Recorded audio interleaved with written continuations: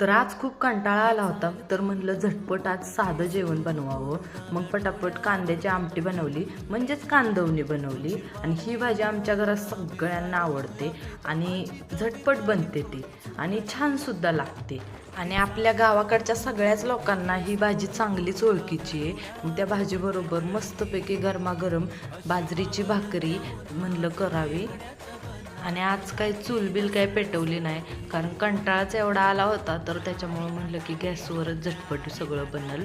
मग एका साईडला भाजी केली आणि दुसऱ्या साईडला भाकरी करायला घेतली. आणि गावाकडच्या लोकांना शक्यतो बाजरीची भाकरी आणि पातळ भाजी हेच आवडतं, कारण की दिवसभर रानात दमलेले असतात सगळे आणि त्यामुळं भूकसुद्धा लागलेली असते. त्यामुळं पटकन बाजरीची भाकरी रश्यामध्ये चुरायची आणि मस्तपैकी खायची. आणि भाकरी बघा कशी टम्म फुगली आहे मस्तपैकी, एक नंबर. आणि भाकरीमध्ये आपला हात कोणी पकडूच शकत नाही.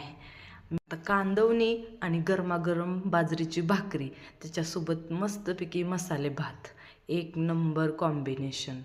बघा किती मस्त भाजी झाली. आणि आमच्या भाज्या शक्यतो आहे ना लोखंडाच्या कढईमध्येच असतात आणि आपल्या शरीरासाठी ना तेच चांगलं असतं.